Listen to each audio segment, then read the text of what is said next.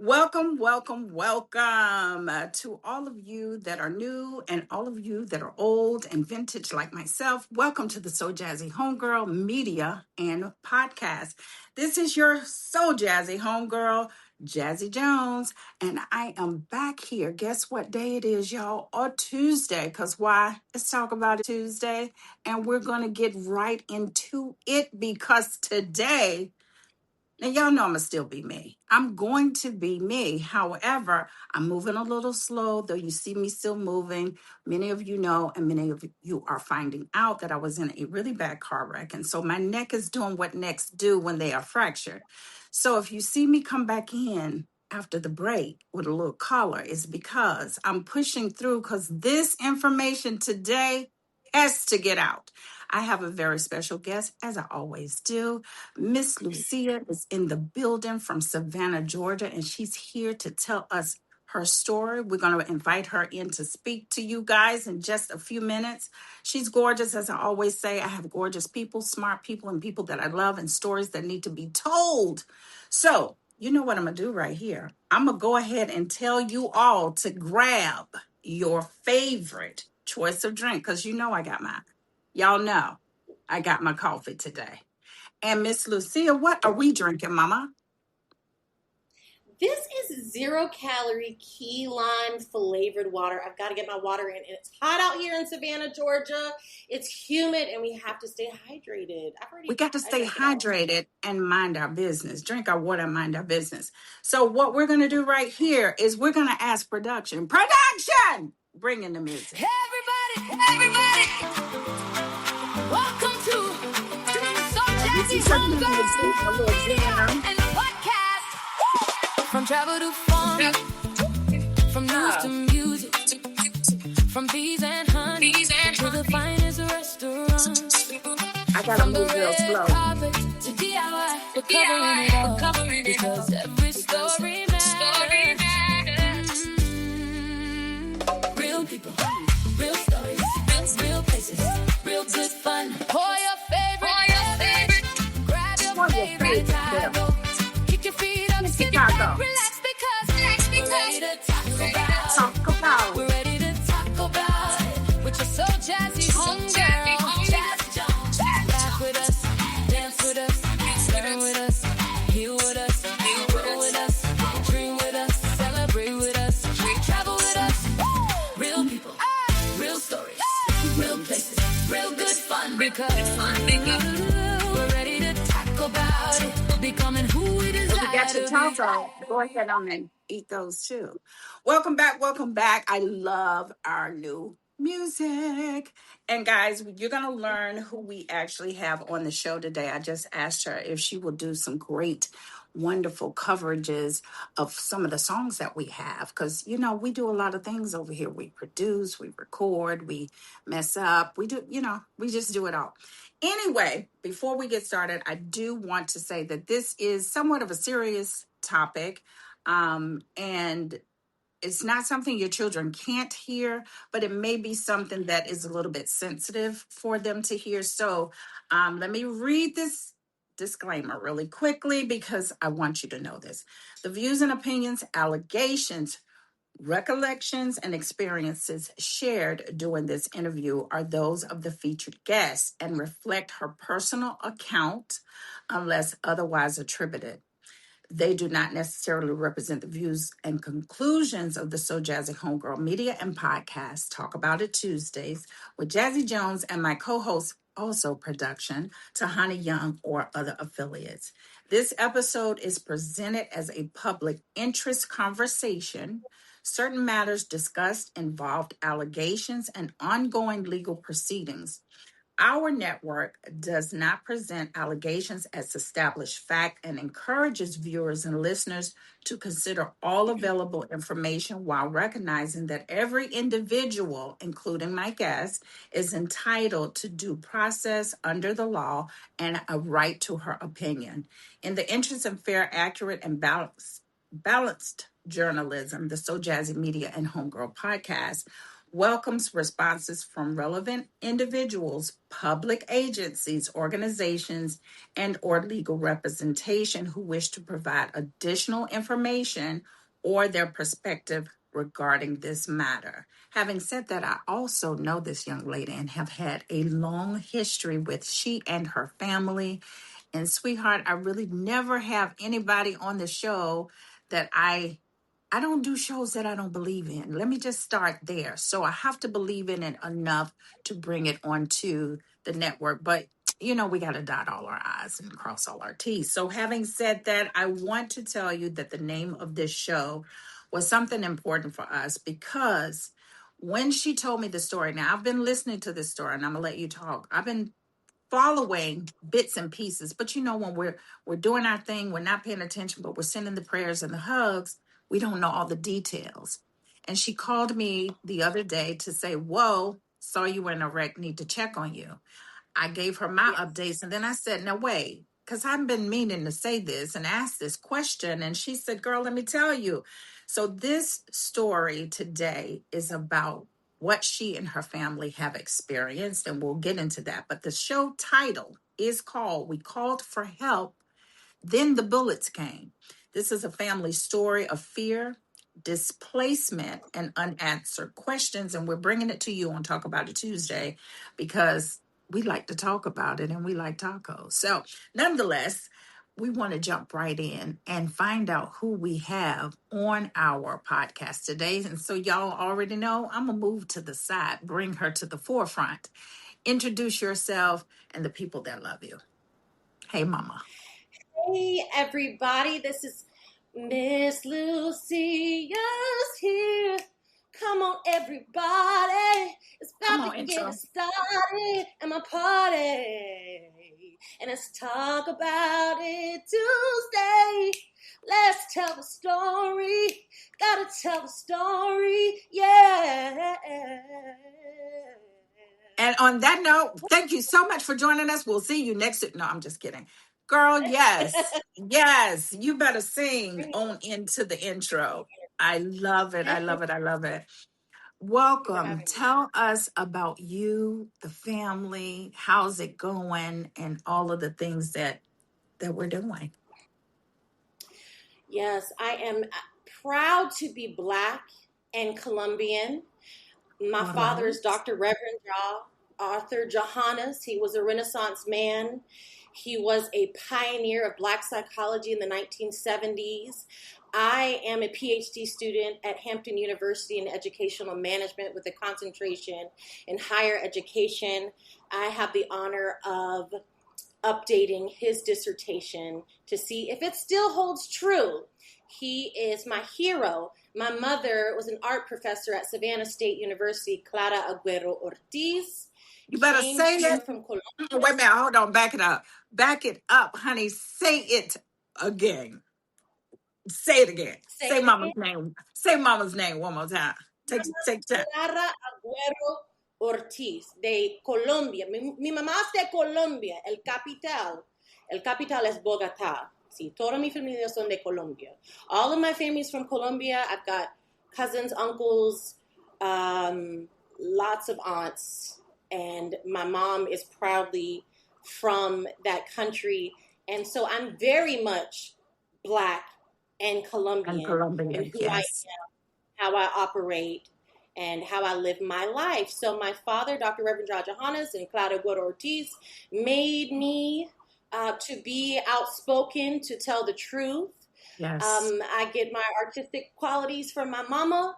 I get a lot from my mom, and I'm proud to be from them. So that brings me to this seat here today to tell this story. I love it. Oh my God.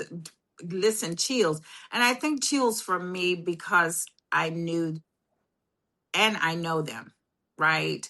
I met your father many years ago, happenstance, when I was a hairstylist in Savannah, only to come to find out that he had done a playwright and I had worked with he and and John Jr. Basically on the play in Atlanta, and we never met. And we grew from that point not only as hairstylist and client, but we grew to have such a deep revelation of conversation, whether it was from our faith, he being a minister, or philosophy, or, just him teaching, but just being that dad figure.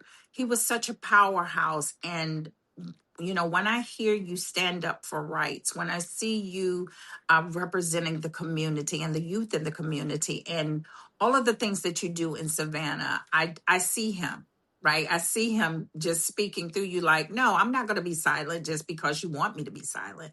It's not how I operate. And I see your mom, and I see the creativity in the way that you move and the way that you operate. So when I hear you talk about them, it's such a pleasure, because I know why we're here is definitely because of who you came from, right? What do you think? No, I'm not going to ask that question yet. Carry on, continue, but tell me about you, because how we met was very interesting. Some years ago, I get a call from your mom like, Jazzie, do you think you can do my daughter's hair? She's running for Miss what? Savannah. Oh, I Oh think you were yes. on the, So yeah. I'm former Miss Savannah USA. I represented Savannah for the Miss Universe organization in 2014 Uh-huh. or 2014. Time Or flies. But before. Yeah. also Miss Georgia Latina US. I represented Georgia and Latinas for the Miss Latin World organization. I Yes. also ran Yes. for District 4 Alderwoman in Savannah, Georgia, just a couple of years ago. Yes. And my friend Manny actually helped me campaign for this. And we went all over the city advocating for health and wellness for the youth, which is what I've always stood for, as well as water safety to counteract the drowning rates, Yes. particularly in the African American community. And I'm happy, along with animal advocacy, I'm happy that I pressed the city to put $4 million into public swimming pools. And I get to benefit from it. It was a dream that I had, swimming, almost crying in an all-white swimming pool in my own neighborhood of Mayfair. And I just was like, well, where are all the swimmers? So I went on a Yes. quest around the city of Savannah to the old abandoned swimming pools and the May Street Y, and I was just I cried in this pool because these pools can be still very racist, very segregated, Yes. Yes. as well as these schools. So I've experienced racism raising my child in the city of Savannah in several different ways in these schools and these pools, and today in my own home. Which is where we're getting to. And one of the reasons why I wanted you to say the things that you said to build up, one, because let's catch up. Hello, we haven't seen each other in for a long time. And let's talk about old times, and we can do that after. We can do that after the show. But I wanted the audience to know, how sometimes people seem to come out of nowhere, and they seem to just start talking about anything and everything, and people are like, well, where did they come from? Who are they? Why do they have positions? Or feel like that they're in a position to say this or do that or talk about this. And so I wanted them to know, baby, you somewhat of a big deal, and you come from people that are somewhat of a big deal, and the things that you talk about, and the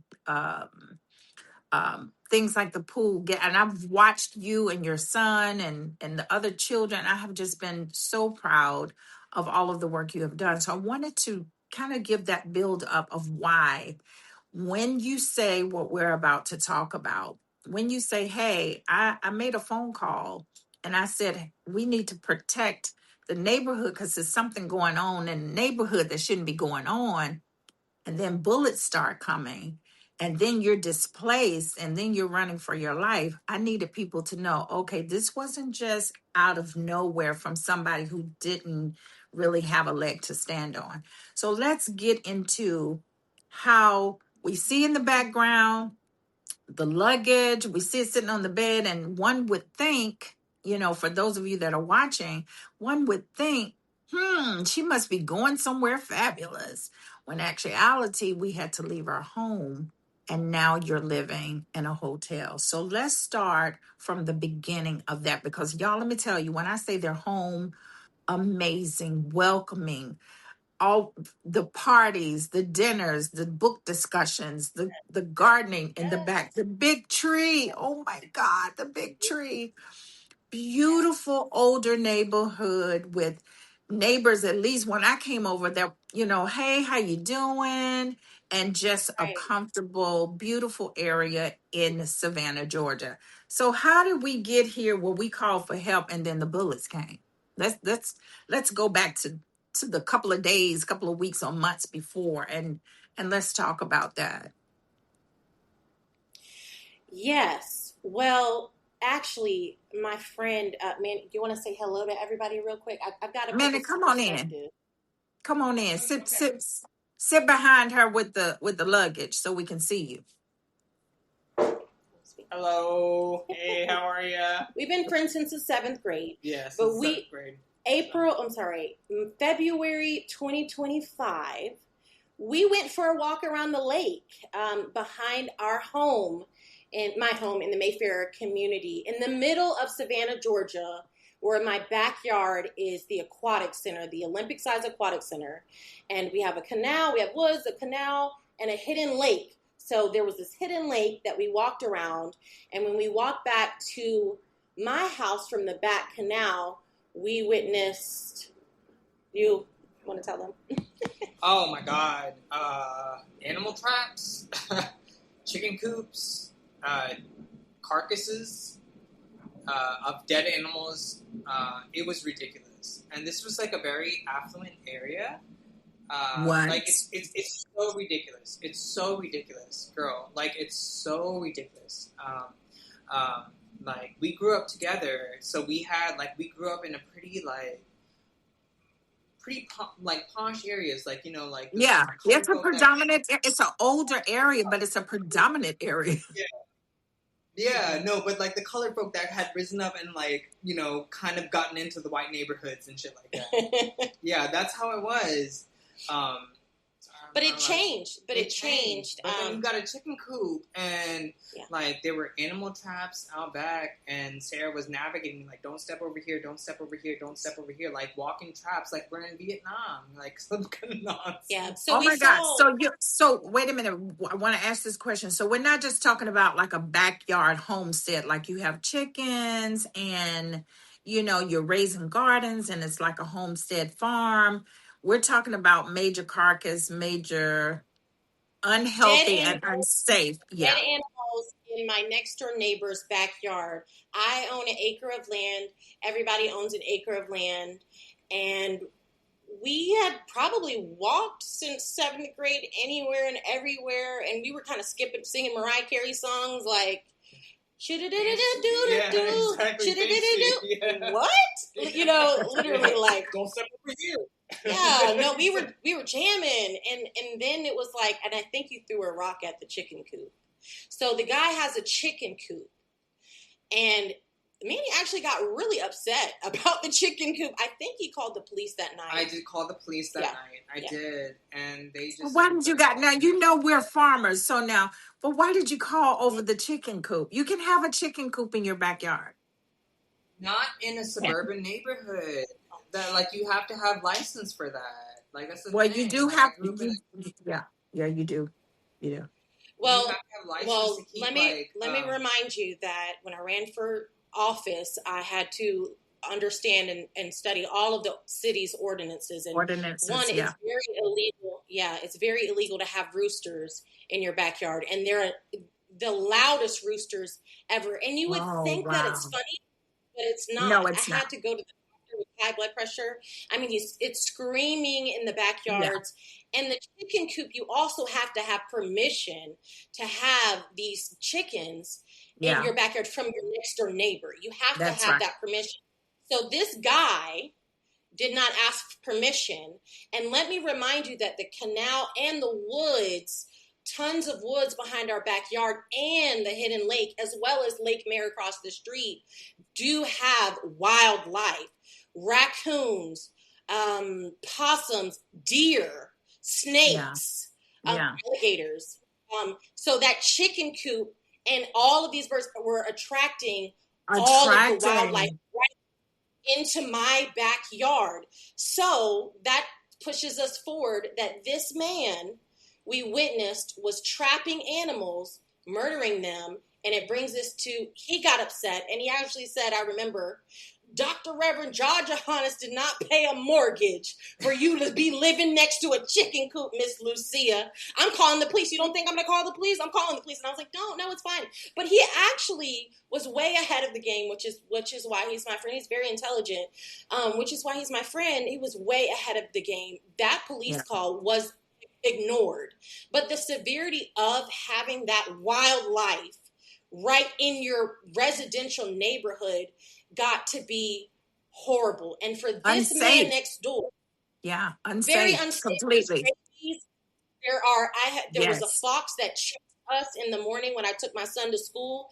So every day I'm looking out my back window, looking at these wild animals, and now he has scared them to the point or murdered them to where they're crawling up through my house, in our attic, in our vents, and I'm smelling them. And this is, my father would have a fit. And so I did. I called city council. I told him I called an alderwoman at large, because remember I ran, so I knew everybody. I told them, hey, this is what's going on. They didn't ask for permission. There's wild animals everywhere, and everything was dismissed. I called the right appropriate people. Animal control was called. Animal control put our lives at risk. Animal control went to this man's backyard, called me back, and said that your neighbor said, I'm sorry, I did not know that I could throw the dead animals away into the garbage cans through the city of Savannah. I just left them in the backyard. So the man left me holding, the bag. And so I'm thinking, well, what do you mean so what are you going to do about it? That's obviously illegal. So I think they made him take the chickens away, but he brings the chickens right back. Now, let me stop you right there just for a moment, because I want to make it clear that many of the things that you're saying are things that you actually stood out, looked out of the window. So you have said to me and saw for yourself. So these are actual accounts, not allegations. And, we know that some things can look cowardice. So we know some things can be, but what you're actually saying is, as I stood in my window, as I stood on my porch, as I walked out of my door, as I contacted these people, these are the accounts of what took place, to the best of your ability, correct? Mm-hmm. Oh, I recorded it. I documented everything that I saw. So it's not just an account. This is documented evidence. Mm-hmm. Mm-hmm. Okay, carry on. So after you've called all the appropriate people, you've contacted, which is, I think it's one of the hardest things, is when you do the right thing according to the systems that are in place. Mind you, and I will always say this, if the system was not created for you as a people or as a culture, it's tremendously hard to try to get help a lot of times when those systems are still operating as they were supposed to operate. But when it is a judicial thing, when it becomes we the people, when it becomes if we're here, if we've moved here, we're brought here, work here, whatever we do in America, we now become we the people. We have to operate in those lines of the law. And so when the law is broken and you're still doing your best to do your part to follow the law, it makes it a little harder. But what was your next step from there? Because you're already feeling like, okay, wait a minute, I'm not getting anywhere. So what do we do next? Oh, okay. I went down to the courthouse, and animal control informed, they called me back. They said that you gotta call the police. No. We called the police, and they said that you gotta call animal control. No, what happened was animal control found the dead bodies of the animals, and turned it back to me. I went down to the courthouse to look at the record of animal control reporting that man and what they'd done about it, and there was no record. And I was like, what do you mean? Because there's an appropriate place to look in the courthouse for that record. Animal control has to go through the city of Savannah and report those dead animals that this man has openly admitted to killing. A couple years before, my mother noticed dead animals in the backyard, but didn't equate it with what was going on more currently. I think animal control got called. Somebody else called animal control. And what happened was animal control informed this man, who is Caucasian, that a next door neighbor was concerned. I'm not sure what they said, but that man came to the side of my window when my mother was in the home and my son had gone to school already, came to the front yard at my window while I was on the phone with animal control from a call that I didn't make, and came to my front window with the shotgun. Animal control then called 911 immediately, and I thank God for that, but I also didn't appreciate being at risk. So 911 is telling me to describe this gun. I know nothing about guns. Nothing about guns. Oh my God. Nothing at all. So I'm saying, well, it has a black nose, like it's a long thing. It's long.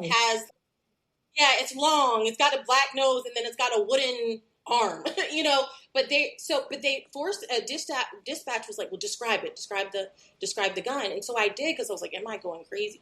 Not that I'm going crazy.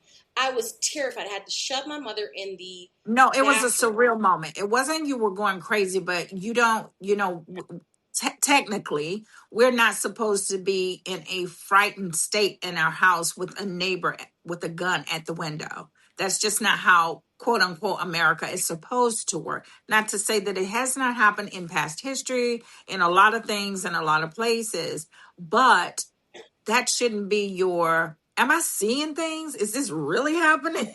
That shouldn't be that. So carry on. Oh my God. Yes. So I'm reporting this. The police came. My mother is... Girl, I need some popcorn, because this is like a scary movie. Oh my God. Production! Popcorn! Oh my God.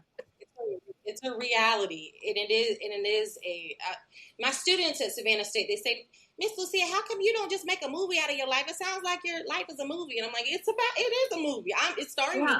And we can look, be honest. The So Jazzie Homegirl Media, see the media part, we can go ahead and do the documentary and set it all up. Stop. That's another thing for another conversation. Carry on, girl. Okay, police is called. We're describing the rifle.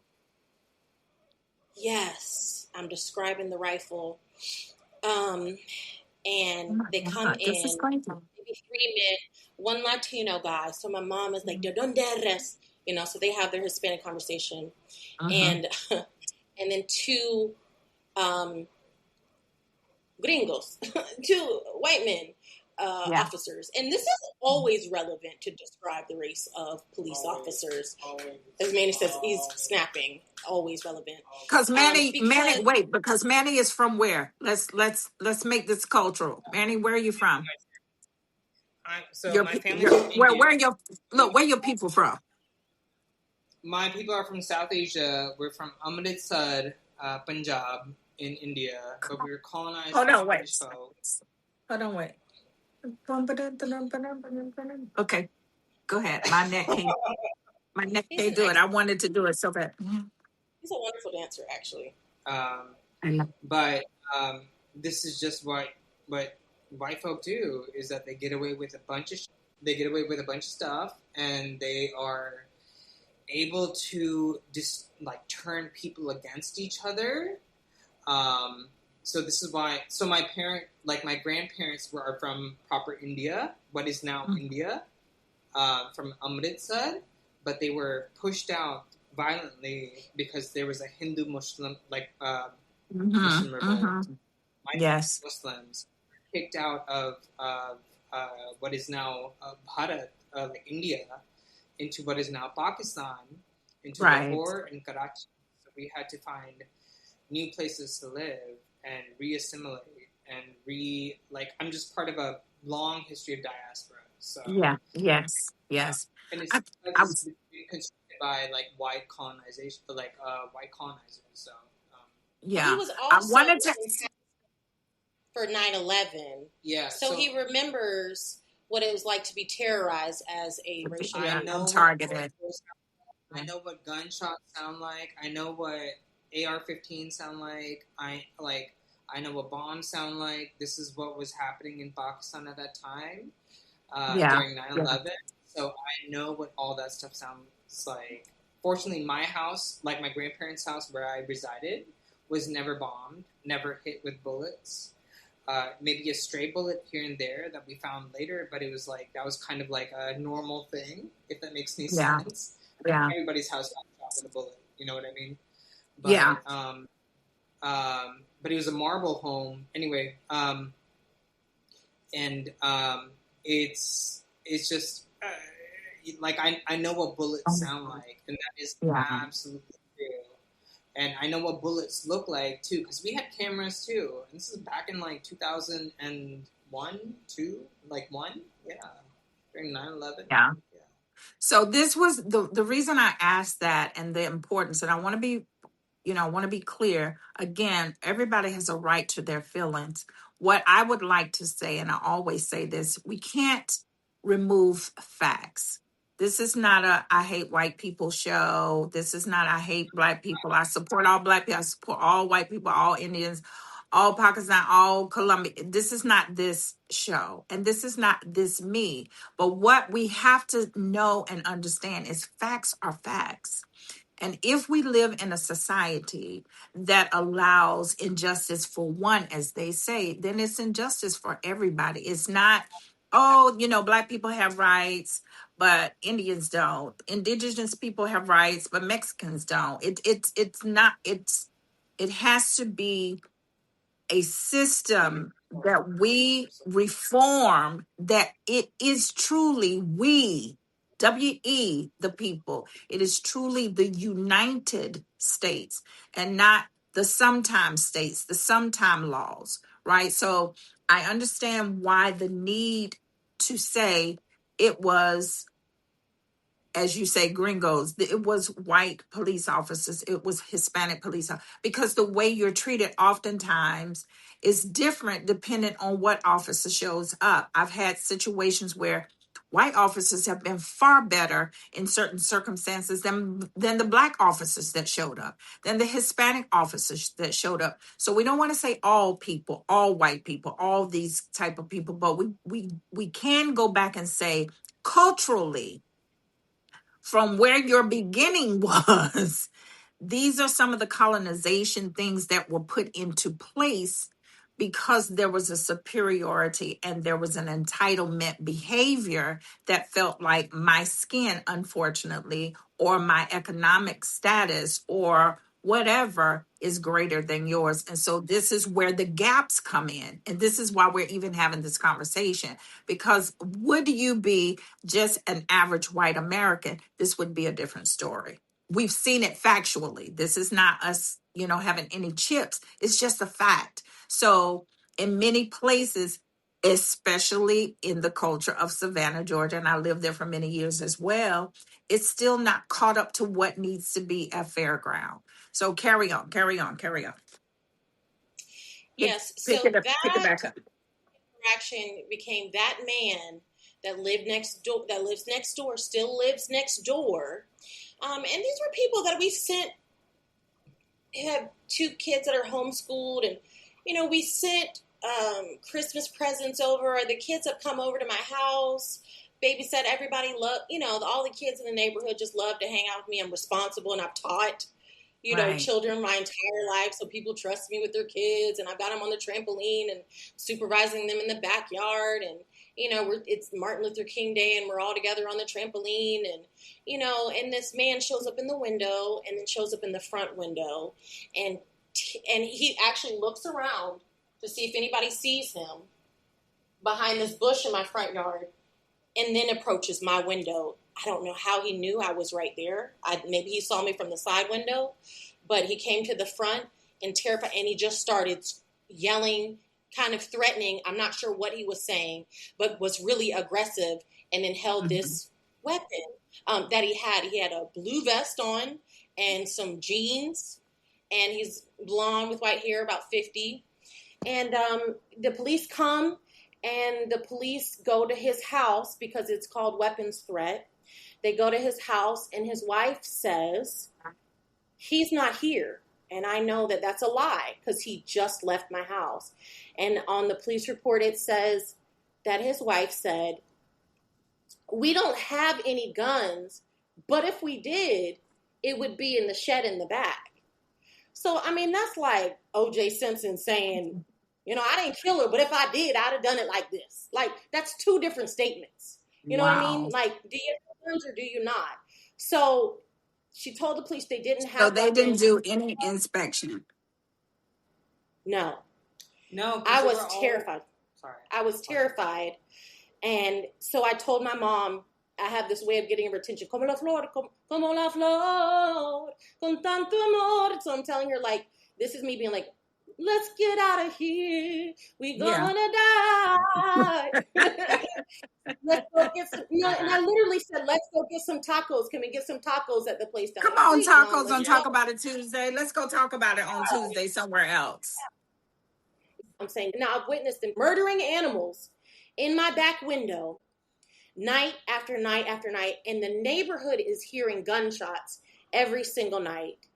But I just happen to have that window spot in my back room to see this fool with muzzle flashes coming off the guns at night where those animal traps were. But they also have this full throttle operation of selling these dead animals. So we see these white cars coming in, and I've got video cameras set up at this point because I'm like, what? Because these gunshots are terrifying. That was getting ready to be my question.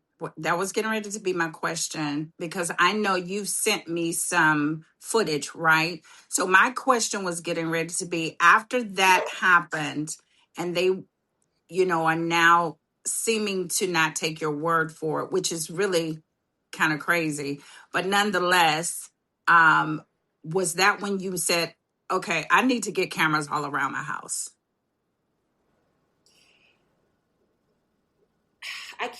I cannot remember exactly. I know when I input the cameras, at some point the violence from him got so bad and the gunshots were so often and so loud and excessive that I sent my family out of the state. I sent them to my sister's house, and I begged my sister, look, I know you love mommy. There's a man shooting every night next door. None of my family's believing me. Why won't the police do anything? I can't believe the police won't do anything. Yeah. You know, well, why wouldn't they? And I'm thinking, this is an emergency because a gunshot is fast. I don't have time to talk. We have no time. Right. Because I'm in the parking lot away from the house. I've got to think fast, and we can't go back into the house. The police got called so many times by other people or indirectly as well, mostly. And nothing was done. It occurred many times. A weapons threat. The man started stalking me. He shot all the lights off in the backyards. So it was pitch black. Now, this is a movie because it's become the Blair Witch Project.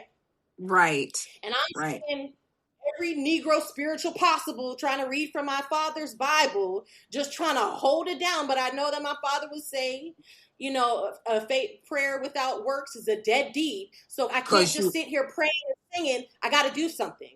So I took my father. I took my book. I wrote a book called Tappy Turtle, and it said, tomorrow we shall fly at noon. That's one of the lines. And I literally took a children's book to apply. And I was like, okay, we got to leave at noon. We got to fly at noon. So it got to the point where I sent my family out of the state. And then when they got back, now the police had been called for trespassing. He trespassed. His uncle was coming to my house. He threw a truck in my backyard.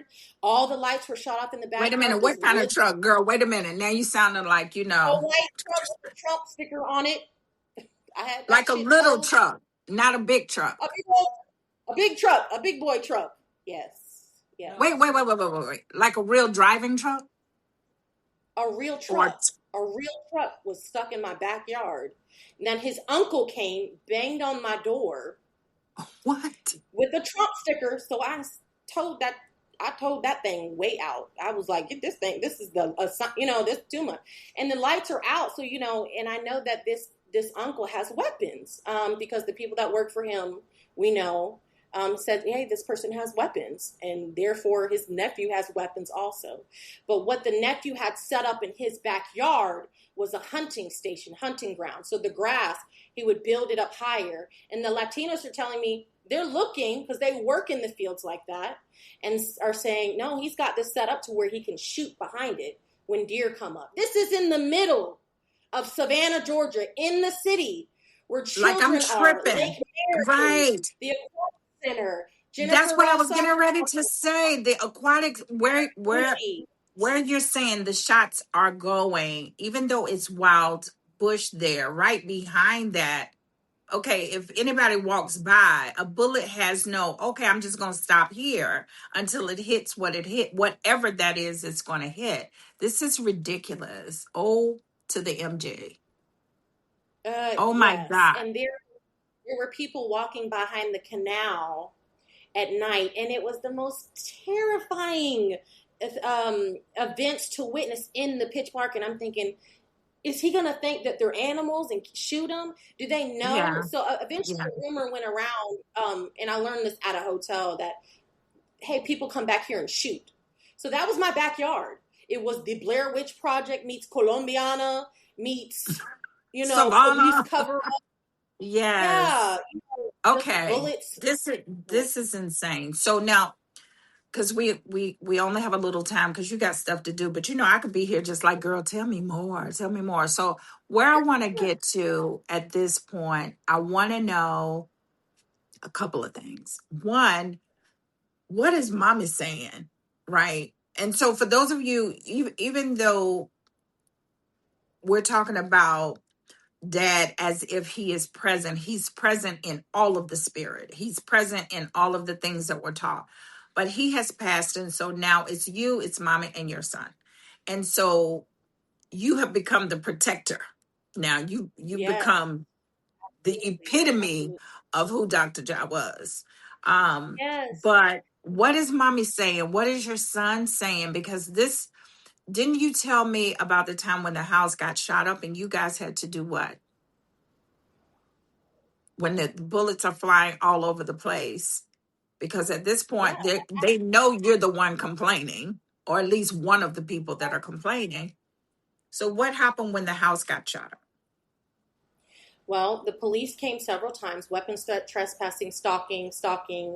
Again, I don't think that I ever called the police directly on him. Other people called and went to his house. I was terrified to interrupt him over there. So I would say, come and look in this backyard, but don't go to his house. Don't leave here aggravating that man. So when y'all leave here, he'll be shooting at us. So I never called the police directly for him, but they would come, and I have all the body cam videos. I had a Hampton University sweatshirt on. I was a PhD, so just minding my business, complaining about my professors and group projects. And, just in the body cam videos, which I hope to release, are pretty sad. And I rarely feel sad for myself, because it's literally me in a little black skirt and my Hampton University sweatshirt, just happy to be working on my education, just saying, hey, officer, please, we're scared to death. This man is shooting. The gunshots are coming right here. All the officers are identifying where it's coming from, and they leave you holding the bag. Yeah. All of them. They come in, hey, they don't want to look in the trash and see the dead animals, and they leave you holding the bag. They'll say, well, we don't see him shooting right now. They leave you holding the bag. And it's sad, because we do have a high homicide rate in Savannah, Georgia. Yes, it is. This is what happens. This is what happens. They don't care. Police do not care. I can say that they don't care, because they would rather investigate a murder scene while someone cannot speak for themselves than to help somebody on the way. This is how callous they are. This is my experience. I will never backtrack on what I just said. So it got to the point where April 4th, now I'm calling the sheriff. The sheriff said, hey, he's murdering animals. I'm going to send an investigator. Mind you, I put this man's face in my yard in this predominantly white neighborhood and asked him live on air, when you get into office, are you going to be scared of the white man? No, I'm not scared of anybody. No. Okay. Never sent an investigator. And this is record. I've got his telephone number. I've reached out. This is the facts. I've called alderwomen. Hey, this is what you've got going on. You know, there's nothing to, you know, other people have called, and I've called a million times. People have pulled me out of the house. We were terrified. I'm stuttering like that. You know, shell shock. The neighbors are all watching this man, staring at him, knowing it's him and gossiping, but also doing nothing. I love my life. I'm not trying to die. I love my child to death. I love my mother. I will hold her down because Dr. Jahannes wouldn't have it any other way. I don't care who's embarrassed. No, I'm trying to live. So I was like, Mommy, let's get out. My family went out of the state, and April 4th to the 5th, this man next door and other gunmen set up our backyards, the woods behind our backyards, which was really beautifully forested. Never considered it woods. It's gorgeous. Yeah, thank you. And a man, you know, there were, let me just say, what I caught on my security cameras that night for 10 hours from 9 p.m. to 6 a.m. from April 4th to April 5th were thousands of bullets hitting our home, directly hitting the roof, trying to shoot our lights out. Luckily, and I thank God, our house was mostly brick. So the brick ricocheted most of the bullets. That night I called my sister and said, happy birthday. I, gotta go. Because they were shooting every night. I knew it was going down. I could not, my hands were tied. And I assumed that they were doing it to other neighbors. Start the night, he's shot off all the lights in the back so he can shoot and shoot. So I got my family in the corner of a house and behind wood Colombian furniture, and I put headphones on my son's ears, and my mom slept on the corner floor, and I had to record from my cell phone security cameras with night vision and heat vision, $6,000 worth of equipment from angles in the backyard, as well as inside the house and the side of the house and the front of the house. I don't know why I thought the security system was going to save me. I was trying everything to make sure to hold it down for my family while I got them into safety. And my sister was like, you're on your own. Good luck. And I was at home thinking I could do anything to save my family and figure this out, do whatever. So I recorded the nastiest, most strategic, most premeditated, focused, planned, aggravated assault to my family's home while we were in it. I could not call the police because, one, they had already flipped the script on me several times. They already couldn't help. And they were already trying to say, oh, maybe you're mentally ill. Okay? That's what they do here down in Savannah, and I'm going to expose that. That's the behavioral health unit. And what popped into my mind was Sonia Massey. When police came to my house and they said, maybe you have it. And my mom was like, no, she has no mental illness. Like, what are you talking about? Just get the man. Get the man. I knew that I couldn't lose my brain in this because they try to get in your brain. Not knowing my father was the gaslighting. Yeah. Yes. Not knowing my father was a cognitive and behavioral neuroscientist and my bachelor's degree was in psychology. Ain't nobody stupid, and you're not going to try to do that to me, but we'll go. I'll take my family and go. But Sonia Massey popped into my head because, and just to reiterate, Sonia Massey was the woman who reported an intruder. I don't know which state. Yes. And police officers came and said, hey, have you been taking your medicine? Have you been taking your medicine? And Sonia Massey says, yes. Yeah, I've taken my medicine. They had diagnosed her with schizophrenia. And then she was in her kitchen with a pot of water, said, I rebuke you. And this white police officer and other officers, one officer shot her dead cold in her kitchen. But this was relevant because I was thinking, now what does anybody's mental illness have to do with the fact that there's an intruder around their house? So that was a psychological police play that they were attempting. And I knew that if these people, these officers, played that with me, and I reacted with trepidation or fear or any Yes. type of anxiety, it would increase the probability of excessive force on myself and my family. So I played it cool. And I was like, well, let's get the hell out of here. But that was after our house got shot up. That was the next day. Our house got shot up for 10 hours straight. I felt that they were shooting at us to see who would come out scared, screaming that night. That's what I felt their game was. But it was violating. I was scared. I knew I could not call the police because they would have separated me from my mother, who was not quite taking everything in, and my son, who was too young to understand everything. Well, he's not too young to understand everything, but it's not their responsibility to face this situation. They had to lay low so we can get out of this. And my cameras caught thousands of bullets that night, double barrel, back to back. My cameras caught deer spotlights. The man had a flashlight on signaling everyone where to shoot. And then the video that I showed you was a bullet that went across our backyard from his yard to my backyard, which is the scariest light I have ever seen. And muzzle flashes that come off of a gun, they're like angels of death. Yeah. It's the scary. That's probably the scariest thing that I've ever seen in my life, coming towards our faces.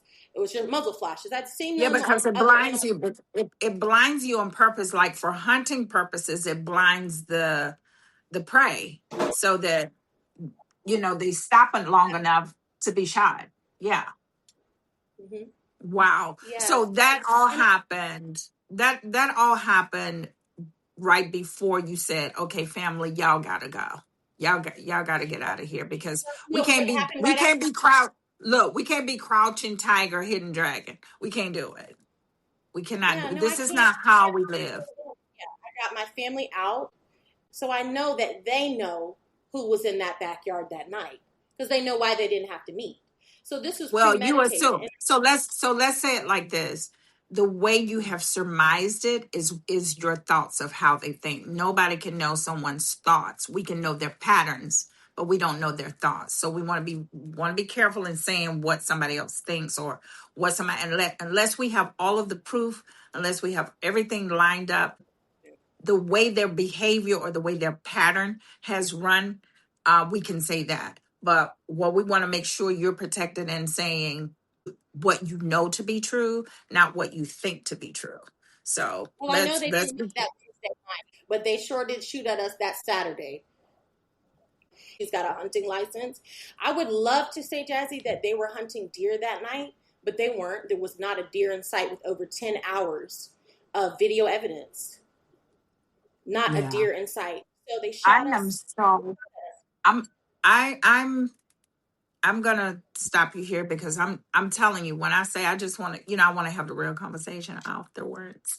But it's a sad situation when you're put in a position to have to run for your life and not to be acknowledged or helped in the manner that the law should. And a lot of people don't know my past story when my grandson was kidnapped and having to deal with the law in Florida. And everything that you just said when it came down to family, to friends, to lawyers, to judges, because as you say, we're connected to people in higher positions of law and politics.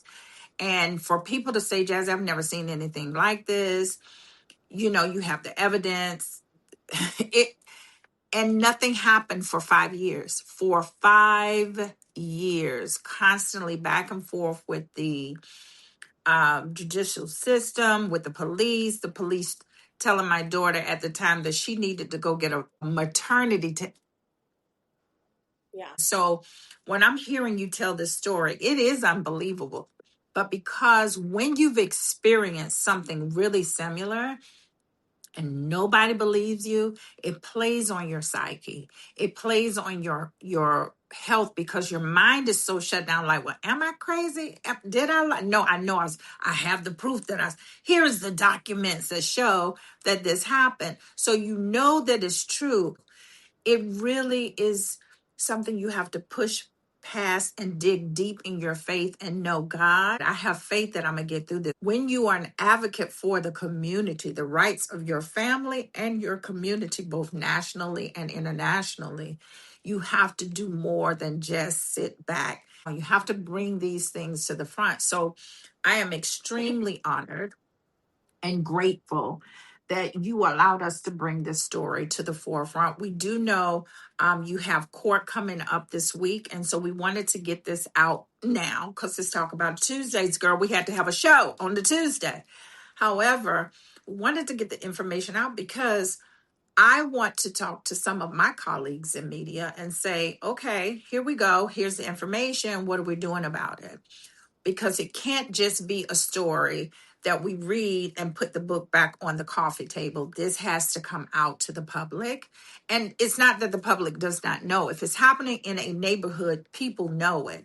But what is being done when you possibly have some inner workings of ex-military, present military, ex-police, present police, the good old boys gang and all of that going on in one area, then people have to be held accountable. And I want to say that I am praying over you and the family not to be the martyrs so that they don't then come, as you say, to say, oh, okay, well, now someone died. Because Yeah, that's not prevention going to be is us. always better than the cure. So we want Yeah. to follow up with you after you go to court and see what that looks like. And prayerfully, it's going to move in your favor. But I'm hoping that at least this network gave you a voice and gave you some acknowledgement about what you went through. Well, I appreciate you for breaking this story, which is the truth, all of the Yes. truth, just like my father's book, Truth Feasting by Come Jazzie on. Johannes. Yes, my father was the truth. You can Google him. I only know how to tell the truth. This is relevant because although I'm a survivor, there are children's lives who are lost. It only takes one stray bullet to kill a child, and That's right. it was not going to be mine. It's not going to be mine. In the name of Jesus, but there are other children at risk. So as a Yes. public figure, I have to speak on this because other children are at risk, whether their families report or not. They're all in fear. I'm not. I never lost my mind. I never thought that I was losing my mind. I knew that the devil was at play, and the devil uses pawns, because if you don't work for the Lord, you will be a pawn of the devil. So I saw these people as pawns of the devil working against my family and I, but I'm convicted in my, religion and Christianity, and I welcome other people's religions as well, just like my friend is Muslim. Assalamu alaikum. This is about humanity. I appreciate you for bringing a human aspect to this, and also bringing up how women are not heard, whether it's through crime. It's particularly women of color are not listened to, whether it's through domestic violence, whether it's through domestic terrorism, whether it's in maternity, whether they're having babies, whether they're dying on beds in hospitals because they're not listened to, because they're expected to have higher levels of pain. This is inhumane. Yeah. So I'm trying to bring a voice, and I appreciate you for bringing me on this wonderful show. My father adores you. And to this day, I adore him back. Yes. Yes, you are brave enough to support another woman. And I appreciate you and your co-host slash production team. My production team. Yes. To bring this out to light. And I hope there is justice, because if there is no justice, there is no peace. And my child doesn't know peace. But I will die trying to help him find peace in his own backyard. This is for my son, Pharaoh Jahannes, who is a high honor roll student year after year. He is an undefeated city champion in the city of Savannah in the sport of swimming as a Black and Colombian swimmer. He has helped pave a way for Blacks and Hispanics in the field, in schools, and in pools. I'm so proud of him to be so resilient and to listen to his mother and know what, mommy's got this, I got this. But changes have to be made and people have to be held accountable. This is serious. Yeah. So if I survive, think about how many women have lost their lives. Think about how many children have no voice. Think about how many elderly people are just simply left out to pasture. This is for my family. Justice needs to be served, and swiftly. Should have been served a long time ago, but I'll keep fighting. But it's also for other families as well to have voices, to be heard, to be respected and understood, and for them not to play around with us anymore, Jazzie. I'm done with them. I'm not playing with these people out here. I don't care whose feelings get hurt. You had the nerve to be shooting at my child. You lucky I didn't. Yes. No, I'm just playing. Okay. No, they are. And anybody with any type of love for their family.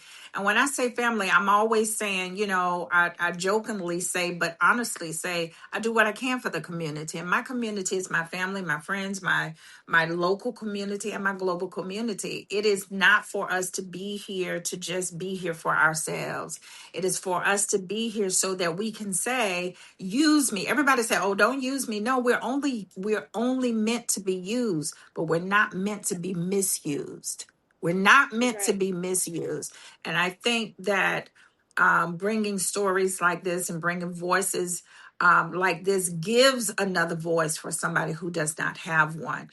Or I should say, somebody said, Jazzie, don't ever say a person doesn't have a voice.